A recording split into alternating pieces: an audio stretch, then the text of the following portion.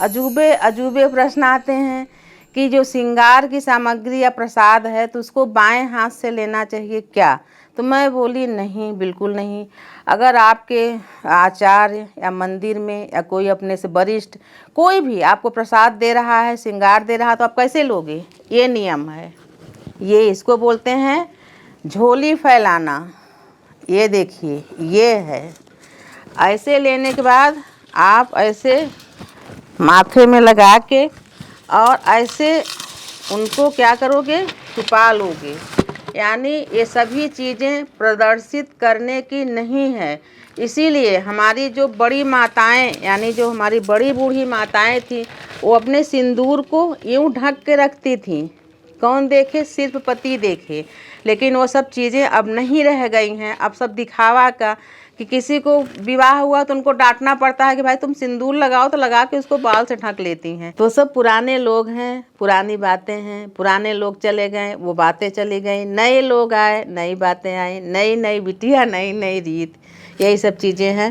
तो ऐसे छुपा लेते हैं आंचल में। यानी कि ये तो पूरा थाली मैं दिखा रही हूँ, ये नियम है। ऐसे आपको मैं दिखा देती हूँ। ये देखिए, ये है नियम। ऐसे और ऐसे हृदय से लगाए रहती हैं कि ये सौभाग्य की चीज़ें सदैव हमारे हृदय से लगा रहे, हम इसके सदैव अधिकारी बने रहें।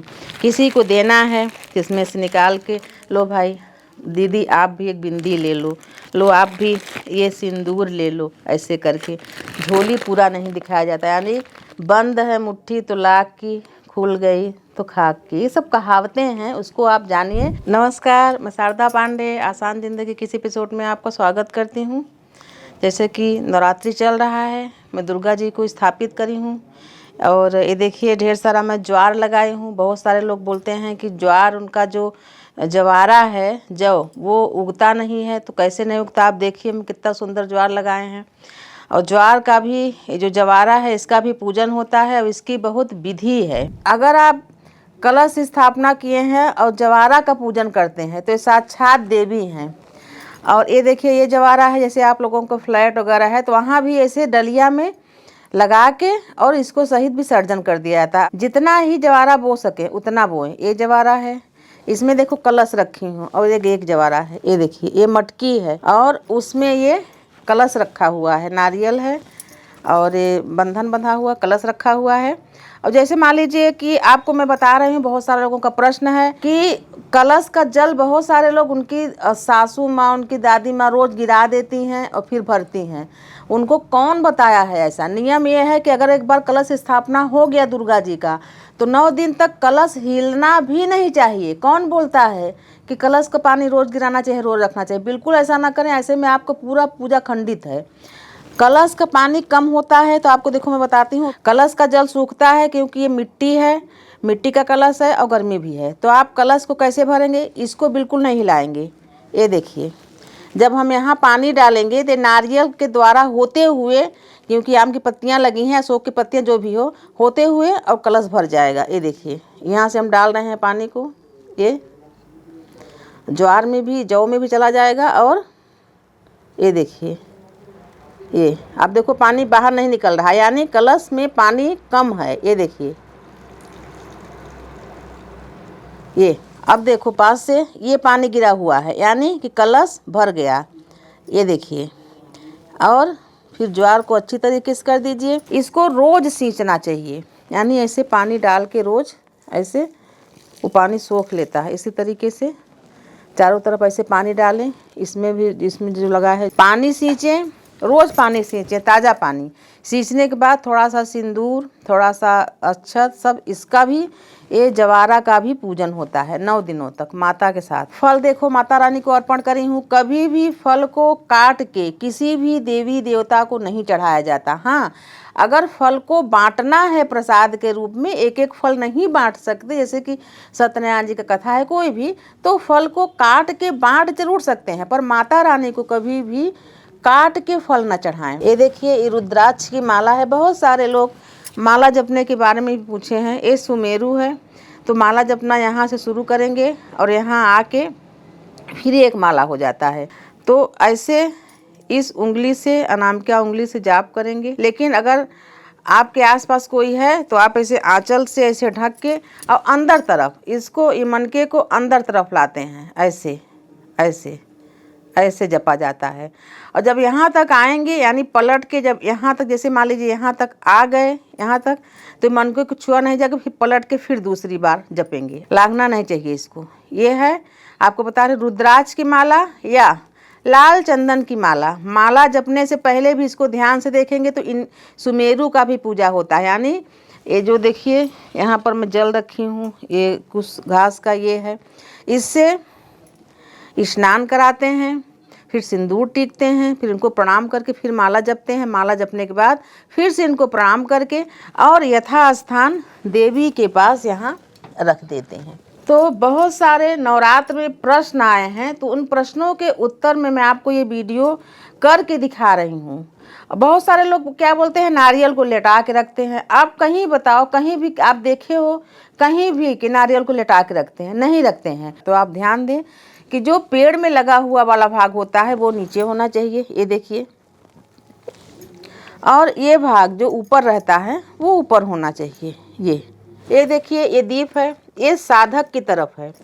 कभी भी मैं आपको करके दिखा रही हूँ, कभी भी ऐसे न तो तुलसी मैया को, न पीपल में, न केला में, न किसी देव को इस तरीके से दीप दान नहीं किया जाता। दीप दान कैसे किया जाता है? ऐसे, ये है साधक की तरफ आ गया दीप दान, ऐसे ऐसे दीप दान किया जाता है। ये देखिए, छोटी कटोरी मैं नीचे लगाई हूँ, ये आपके ही प्रश्नों का उत्तर दे रही हूँ। बहुत सारे लोग बोलते हैं कि पूरा पसीज जाता है उनका कपड़े में, तो जब आप इसमें लगाओगे, इतने कटोरी में रखोगे या कोई मिट्टी के पात्र में ही रखोगे, तो इसी में घी आ जाएगा, आपका कपड़ा जो बिछा हुआ है ये नहीं खराब होगा। बहुत सारे लोगों का प्रश्न है कि क्या माता को 9 दिन जो भोजन बनता है, क्या वही भोग भी लगाया जाता है?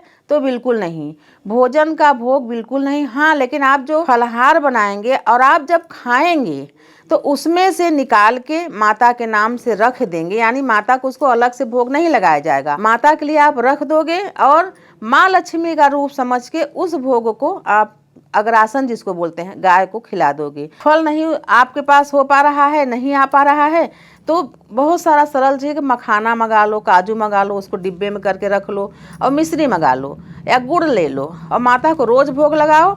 और भोग लगाने के बाद तुरंत ही जब साधक उठता है तो माता से प्रसाद लेकर उठ के सबको बांट देता है। प्रसाद को वहाँ छोड़ना नहीं चाहिए। जैसे श्रृंगार की सामग्री है, तो श्रृंगार की सामग्री जैसे हम चढ़ाए हैं, तो इसमें से थोड़ा बहुत बिंदी है, कुछ भी है, घर में जो सुहागन औरतें हैं उनको भी बांट देना चाहिए। तो आपको मैं बता रही हूँ, जो ज्वारा है, बहुत सारे लोग बोलते हैं कि नदी तालाब नहीं है, तो कोई बात नहीं, इनको निकालो, गाय को खिलाओ। जो मिट्टी है जो ज्वार का, इसको गमला में डाल को, ये डलिया को धो के फिर आप साग सब्जी रखो या जो भी करो, या रखो अगले नवरात्रि के लिए। ये जो नारियल है, बहुत सारे लोग बोलते हैं कि नारियल को उठा के हम फोड़ के खा लेते हैं। तो नारियल अलग से, हम कई वीडियो में दिखाए हैं कि नारियल अलग से माता रानी के आसपास में चढ़ा दो, 9 दिन वो चढ़ा रहेगा, माता का आशीर्वाद उसमें प्रवेश होता रहेगा। 9वें दिन आप उसको बांट लो, खा लो, तोड़ लो, घर के पुरुष खा सकते हैं। लेकिन इसमें देवी दुर्गा को आवाहन किया जाता है, 9 दुर्गा को इसमें आवाहन किया जाता है, कलश में आवाहन किया जाता है। तो इस नारियल को जब आप विसर्जन करने जाओगे तो इस ज्वारा के साथ कलश का जो जल वगैरह है थोड़ा बहुत घर में छिड़क लो, बाकी ये पूरा विसर्जन कर दिया जाता है। क्योंकि ये माँ है, माँ को तोड़ा फोड़ा नहीं जाता है, माँ को अपने धाम के लिए विदा कर दिया जाता है। जैसे ये विग्रह है माता का, हम चुनरी वगैरह चढ़ाए हैं, जब हम इनको उठाएंगे 9वें दिन, तो चुनरी सहित माता को आराम से, लकड़ी का बॉक्स है उसमें सब चीज़ें पूजा के रखी हैं, हम माता को वहाँ रख देते हैं, या पूजा स्थान में पूजा करते हैं तो वहाँ रखते हैं। माता को चुनरी जरूर ओढ़ाएं। आपके प्रश्नों का उत्तर दी हूँ, पर इस वीडियो में उन सभी को बताती हूँ जो आसान जिंदगी से जुड़े हुए हैं कि घर में ताला लगा के आप सुबह की पूजा करके दिन भर बाहर रह सकते हैं, शाम को फिर पूजा कर लें। यानी जो कार्य करने वाली महिलाएं हैं, जो ऑफिस जाती हैं, वो दिन भर 9 दिन घर में नहीं रह सकती। आप सुबह पूजा करो, फिर आपको ये विश्वास है कि आप दिया जलाए हो, आपके वहाँ रहते तक दिया जल रहा है, तो कोई बात नहीं। फिर इसीलिए बैठाया जाता है दीप, जब प्रज्वलित आप 9 दिन का करते हो, तो ताला इसीलिए नहीं लगाता था, बीच बीच में दीप को, ज्योति को बढ़ाना रहता है। आप कहीं भी जा सकते हो, फिर शाम को आके विधिवत पूजा कर सकते हो। अंत में क्षमा प्रार्थना माता रानी से भूल चूक के लिए करिए। ओम नौ दुर्गे नमो, ओम नौ दुर्गे नमो, ओम नौ दुर्गे नमो, ओम जयंती मंगला काली भद्रकाली कपालिनी दुर्गा क्षमा शिवा धात्री स्वाहा स्वधा नमस्तुते। ओम देहि सौभाग्यमा आरोग्यम देहि मे परम सुखम रूपम देहि जयम देहि यशो देहि दिशो जहि। देवी दुर्गा मैया जी की जय हो। हे त्रिपुर सुंदरी जगत पालनी सिंह वाहिनी माँ, जगदम्बा भवानी माँ, मोरी अम्बा भवानी माँ। बोलो माता दुर्गा की जय। हे मैया द्वार तुम्हारे हम जवारा लगाए, अम्बे अब खुश हो जाओ। जवारा लगाए तुम्हारे द्वार देवी, अब खुश हो जाओ। कलश सजाए तुम्हारे द्वार अम्बे, अब खुश हो जाओ। दीप जलाए तुम्हारे द्वार अम्बे, अब खुश हो जाओ। जवारा लगाए तुम्हारे द्वार मैया, अब खुश हो जाओ। बोलो माता दुर्गा की जय। हमारी व्यूअर ये बोलती हैं कि जो दुर्गा सप्तशती का जो 13 अध्याय होता है, क्या उसको एक ही दिन में पढ़ते हैं? तो ऐसा कुछ ज़रूरी नहीं है। 13 अध्याय बहुत हो जाता है। घरेलू महिलाओं को बहुत सारा कार्य रहता है, वो नहीं कर पाती हैं।